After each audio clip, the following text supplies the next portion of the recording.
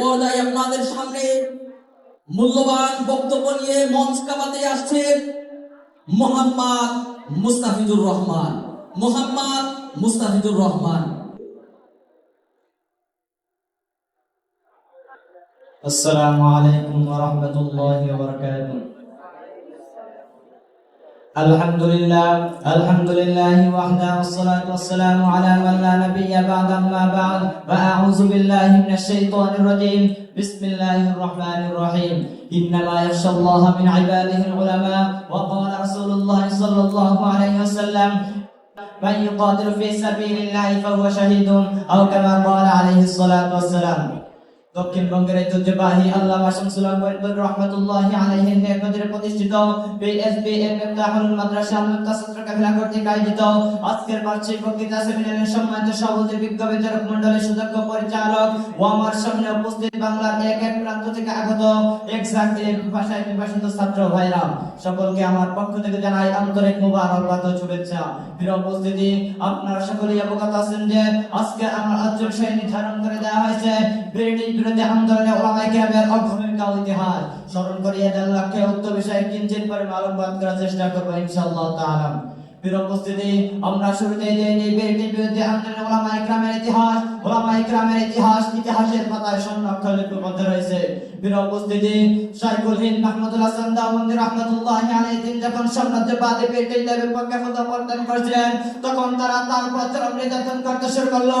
তখন তারা মনে করলো যে তিনি দুর্বল হয়ে পড়েন, কিন্তু না, তিনি সিংহের মতো গর্জন দিয়ে উঠে বললেন, মাই খপ্পাত গাওয়ারেছো, মাই বেলাল গাওয়ারেছো, জব তক আঙ্গাসি কা হামারা এই লড়াই চলতে রহে, যতক্ষণ পর্যন্ত এই সমন্বিত রক্ত প্রবাহিত থাকবে, যতক্ষণ পর্যন্ত আল্লাহ তাআলা নিশ্চয় রাখবেন, ততক্ষণ পর্যন্ত ব্রিটিশদের বিরুদ্ধে আমাদের এই লড়াই চলতেই থাকবে।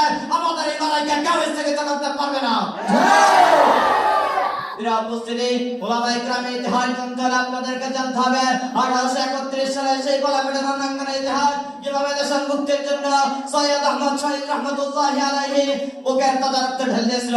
প্রিয় উপস্থিতি, ব্রিটিশ বিরোধী আন্দোলনের ইতিহাস জানতে আপনাদেরকে জানতে হবে 1946 সালে সেই রিসালদারি আন্দোলনের ইতিহাস কিভাবে যখন ওলামায়ে কেরাম ব্রিটিশদের বিরুদ্ধে কথা বলেছিল, তখন তাদের উপর যে নির্যাতন চালানো হয়েছিল, তাদেরকে টুকরো টুকরো করে বঙ্গোপসাগরে ভাসিয়ে দেওয়া হয়েছিল।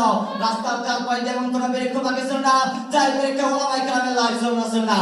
প্রিয় উপস্থিতি, ওলামায়ে কেরাম সবকিছু সহ্য করে নিয়েছিলেন, স্ত্রীদেরকে বিধবা করেছিলেন, ছেলে সন্তানদেরকে এতিম করেছিলেন, বাড়িঘর ছেড়েছিলেন, তবু ওলামায়ে কেরাম নিজের মাতৃভূমির বিপক্ষে একটি মাত্র কথা বলেননি। প্রিয় উপস্থিতি, আজ যদি আমার দেশকে নিয়ে কোনো ষড়যন্ত্র জাল করা হয়, আমার দেশকে নিয়ে যদি ষড়যন্ত্র পায়তারি করা হয়, তাহলে যদি নতুন মুক্তিযুদ্ধ আহ্বান হয়, তাহলে আমরা সকলে মিলে কাপড়ে কাপড় মাথায় বেঁধে সেই নতুন মুক্তিযুদ্ধের জন্য প্রস্তুত হয়ে যাব। বিপ্লব মানে জীবন দেওয়া, বসে থাকা নয়, সেই কোনদিন আসবে না রে কোনো যদি ভয়। বিপ্লব মানে জীবন দেওয়া, বসে থাকা নয়, সেই কোনদিন আসবে না রে কোনো যদি ভয়। ঠিক না?